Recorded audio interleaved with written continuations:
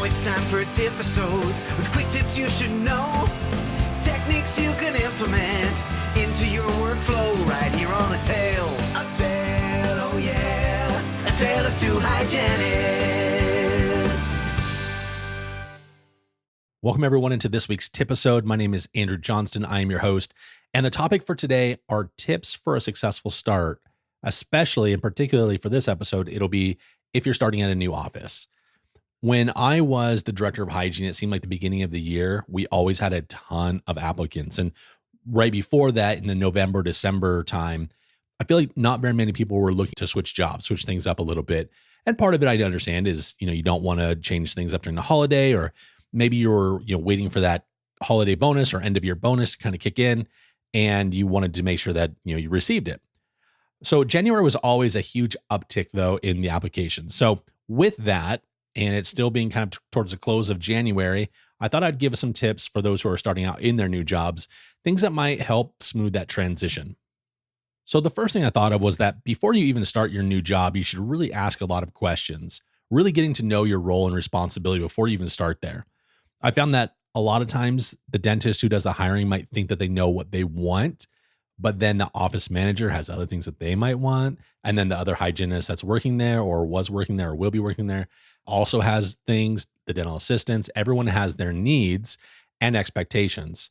So if at all possible, before you're hired, ask all of the current employees what their expectations are for you.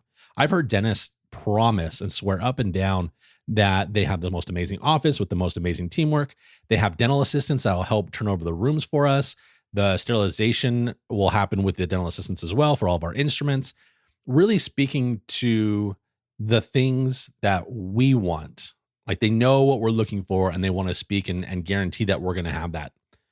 So then the hygienist or the person gets all excited because, they're ready to use their full scope and really educate patients and be able to have the bathroom break. And then the first day of the job, they find out, well, actually the assistant refuses to help out. They also never helped the last hygienist. And oh my gosh, how dare you, you little drama diva hygienist, for even thinking that I would even help you, and then causing all sorts of problems like day one. And even if the hygienist is just, very innocently confirming, hey, when I was hired, I was told that this is the workflow.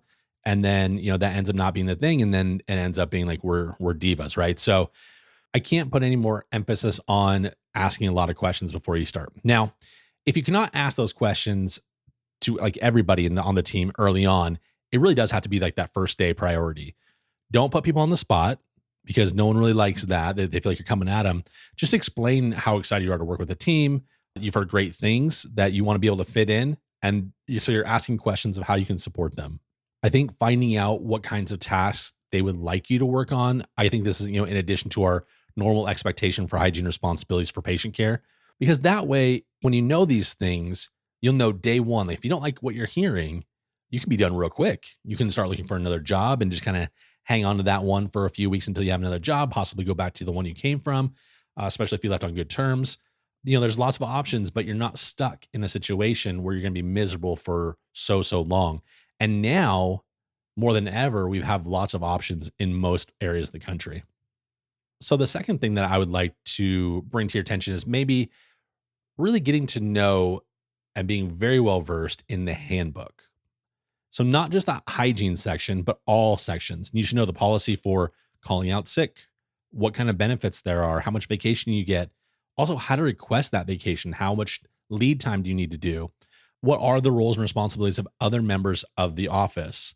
One of the things I liked at the last place I worked is right there on the intranet, I could see the roles and responsibilities of an office manager, of a dentist, of an assistant, and I could see where there might be gaps or holes and things that, as a hygienist, they could pick up the slack, or as a dental assistant, they need to pick up the slack.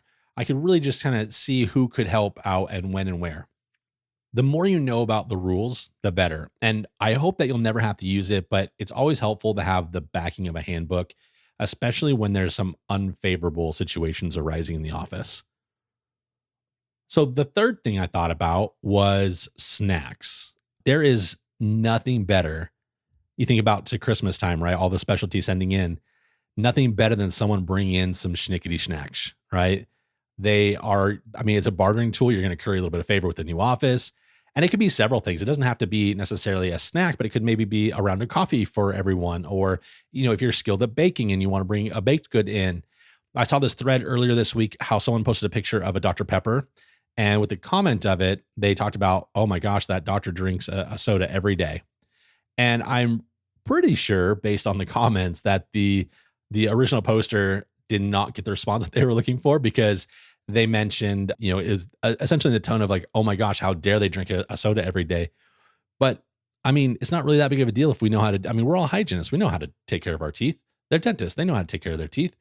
I think the exception to this rule would be those really, really healthy offices, but those are few and far between in my experience. And so, going into the break rooms, I've been in, I think, over 100 offices break rooms over the last 12 years or so. I know that dental teams eat a ton of junk. So don't feel any sort of way about bringing in something to bribe the team with. I would say, with the exception of Twizzlers, because those are garbage, Red Vines are the way to go. And they rule the licorice universe. So the last thing I thought to share was, when you are brand new in an office, you got to make things your own. You have to have some sort of identity and some sort of sense of belonging. And by that, I guess I mean, clean and organized to fit your particular way of practicing. I had an office that they wanted a standardization of all of the drawers and all of the cabinets and everything across all of the rooms, and not necessarily just the hygiene ops, but also the operative ops. And I understand the idea of it, right? The idea is that if you're switching rooms, that it doesn't matter where you're at, it's going to be the same for everybody. Everyone's going to know where everything's at. It's going to be easier to stock and things like that. And that is true also.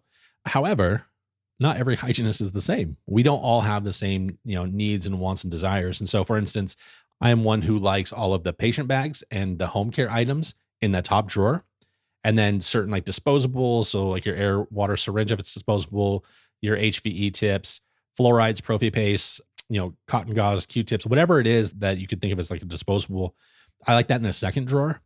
And then things for turning over the room, I usually kept the Cavicide or whatever disinfectant wipe on the top. But if there's additional tools that you might need, that'd be in like the third drawer.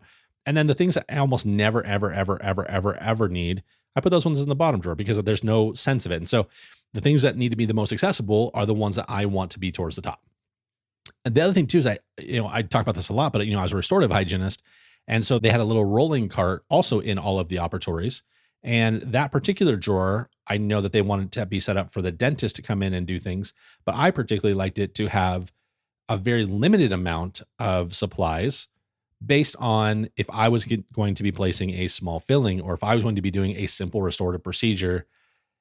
I want it the way I want it, and not have too many things that I would have to like search through and lift up and pick. It doesn't make a lot of sense. And so, really trying to capitalize on this opportunity to make it your own. I think a lot of things will happen to benefit you if you do this. You're definitely going to have a lot less stress, but you're going to feel more calm and relaxed, almost like you're in your own home. That's actually a bad analogy. It's not going to be like you're in your own home, but it'll give you a sense of purpose and belonging. And this is your corner of the dental office that you belong in. And I think also it'll save you precious time because you're going to know where everything's at.